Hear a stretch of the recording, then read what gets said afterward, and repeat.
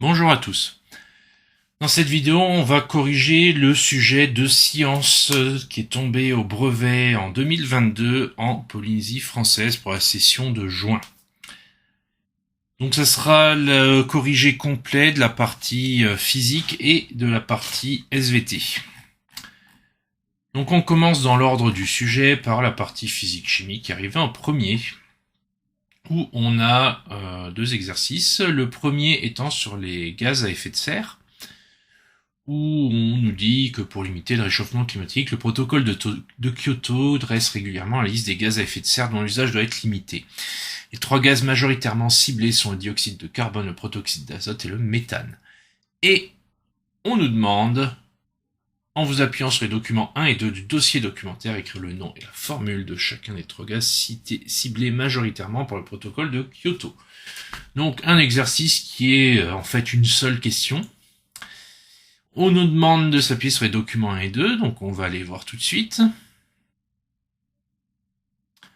Le document 1, c'est celui-ci, où on a plein de formules. Donc il va falloir certainement trouver les formules qui nous intéressent parmi ces 6 formules. Et le document 2, extrait de la classification périodique des éléments. Donc on nous parle, dioxyde de carbone, normalement CO2 c'est connu.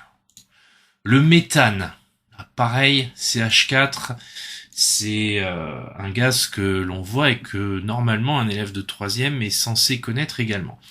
Le seul un petit peu plus rare, qu'on ne connaît pas forcément, c'est le protoxyde d'azote. Donc c'est là où le document 2 est utile. Azote N, on regarde. Ah bah tiens, ici il y a un N, donc N2O. Et c'est comme ça qu'on peut procéder pour trouver les réponses. CO2, dioxyde de carbone, CH4, méthane, N2O, protoxyde d'azote. Simple et efficace. Avec une phrase pour introduire la réponse, comme ça on est super. Ensuite, le deuxième exercice, celui-là, il est plus long, forcément, il a 19 points, alors que le premier il en avait que 6. Plus long, mais pas forcément plus dur. C'est plus de la réflexion et du calcul, alors que le premier, c'était surtout de la lecture et de l'analyse de documents. Donc ici, dans l'exercice 2, on nous dit que le réchauffement climatique entraîne une augmentation du volume des océans, souvent attribuée à la seule fonte des glaciers. Afin de vérifier scientifiquement cette information, Maeva a prélevé 2 échantillons identiques d'eau de l'océan Pacifique. Et on a un premier échantillon qui est porté à 20 degrés Celsius et un deuxième échantillon qui est porté à 80 degrés Celsius. L'échantillon est identique à la base. Donc, la même chose sur les deux, et une différence de volume, qui peut être intrigante, et une différence de température à repérer. Maintenant qu'on a repéré tout ça, on nous demande en première question, à l'aide du document 3 du dossier documentaire, vérifier par un calcul que la masse du premier échantillon arrondi au gramme est de 103 grammes.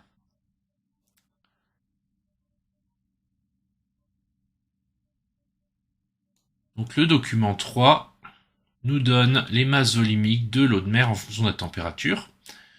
Donc on est sur échantillon à 20 degrés, donc on va prendre celle-ci. Le document 4 nous rappelle la formule pour calculer la masse à partir de la masse volumique. On multiplie par le volume, pas très dur. Et donc il ne reste plus qu'à faire le calcul.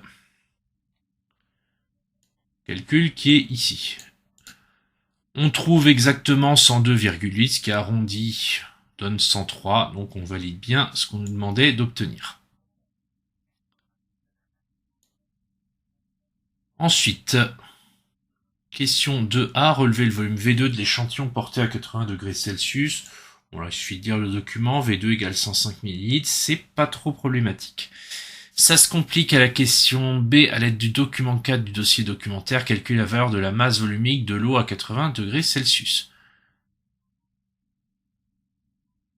Donc il faut partir de la formule qu'on donne, la transformer pour pouvoir calculer la masse volumique, ou en l'occurrence on va diviser la masse, 103 grammes, qui n'a pas changé puisque c'est le même échantillon, juste la température qu'on a fait varier, divisé par le volume de l'échantillon, qui ici est de 105 ml. Donc en faisant le calcul, on trouve 0,981 grammes par millilitre. Et on nous demande de valider la réponse avec le tableau du document 3 du dossier documentaire. Tableau qui nous dit qu'on doit trouver 0,980. Et donc nous on trouve 0,981. Donc on peut valider le résultat parce qu'on est quand même à 0,001 g près, ce qui ne changera pas énormément les choses et qui peut simplement être dû à un arrondi de calcul qui aurait été fait quelque part, comme par exemple au tout début du sujet. La troisième et dernière question, expliquez pourquoi cette expérience permet d'expliquer que le réchauffement climatique entraîne une élévation du niveau des océans. Votre réponse devra inclure les mots température, volume et niveau des océans. Une question comme on les aime, où il faut rédiger.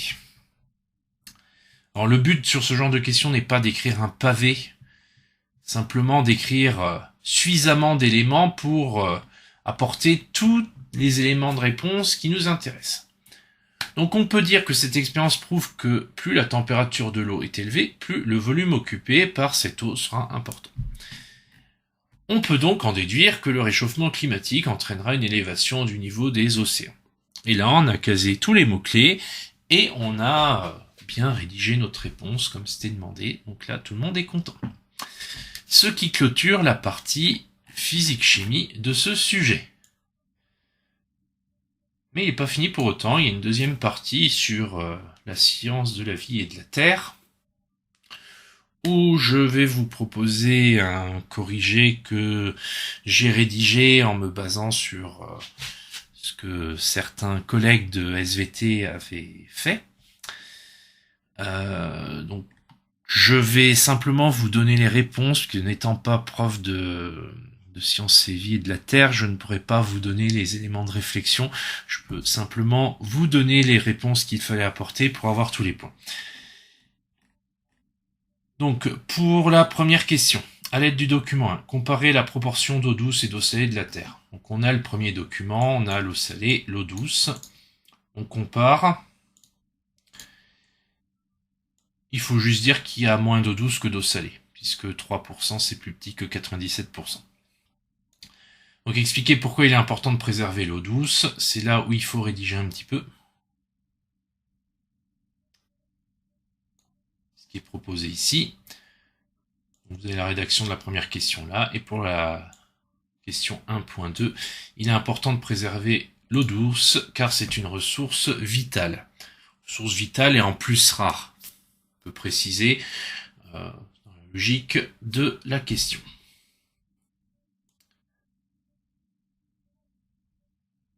On continue.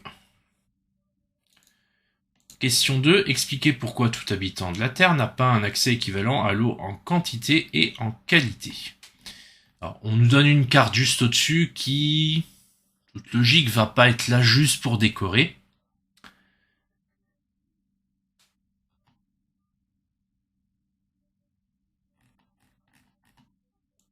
Donc, en proposition de réponse. Tout habitant de la Terre n'a pas un accès équivalent à l'eau car la ressource est inégalement répartie.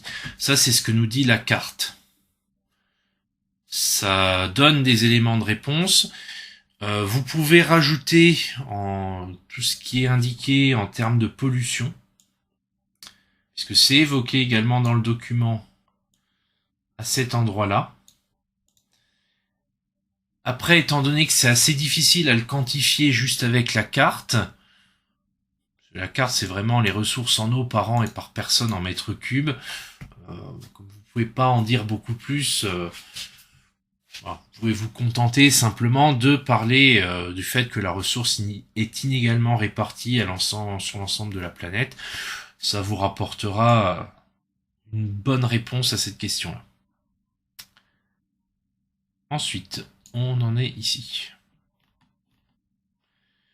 Vous avez un document 4 qui vous donne quelques éléments et on vous demande en question 3 d'écrire et justifier avec des documents 3 et 4 l'évolution de la consommation d'eau en France. Sachant que le document 3 est également utile juste ici.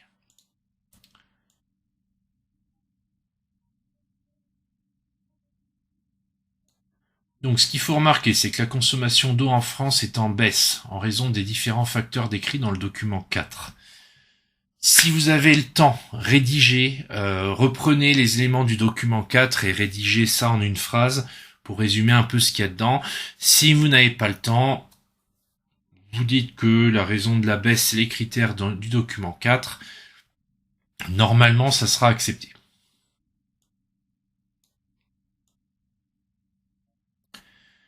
Question 4. Repérez à l'aide du document 5 les 3 activités les plus consommatrices d'eau à la maison. Donc, on regarde le document. On est à la maison. Bain, douche, c'est à la maison. Sanitaire, c'est à la maison. Linge, c'est à la maison. On a les 3 plus gros. On a terminé la question. Plus qu'à la rédiger. En termes de rédaction, très simple, une phrase, on met tout dedans, ça passe. Question 5. Expliquez à l'aide de l'ensemble des documents et de vos connaissances en quoi adopter un comportement éco-citoyen dans sa vie quotidienne contribue à la préservation de l'eau.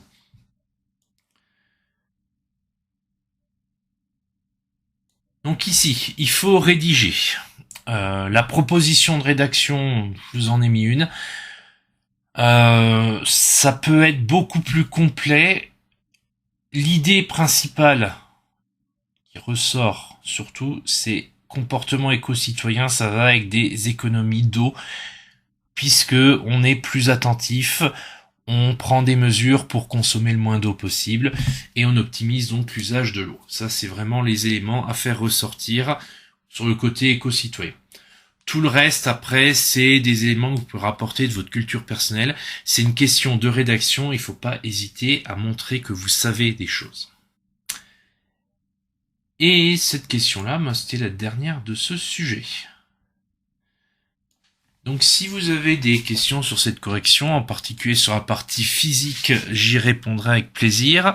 Parce qu'encore une fois, sur la partie SVT, je le répète, c'est un corrigé express qui vous est proposé dans cette vidéo. Et je pourrais pas vous dire beaucoup plus de choses que ce qui a été dit. Par contre, sur la partie physique, c'est mon domaine, donc n'hésitez pas. Toute question, vous la posez, j'y réponds avec plaisir, comme d'habitude. Et surtout, là, je vous dis à bientôt.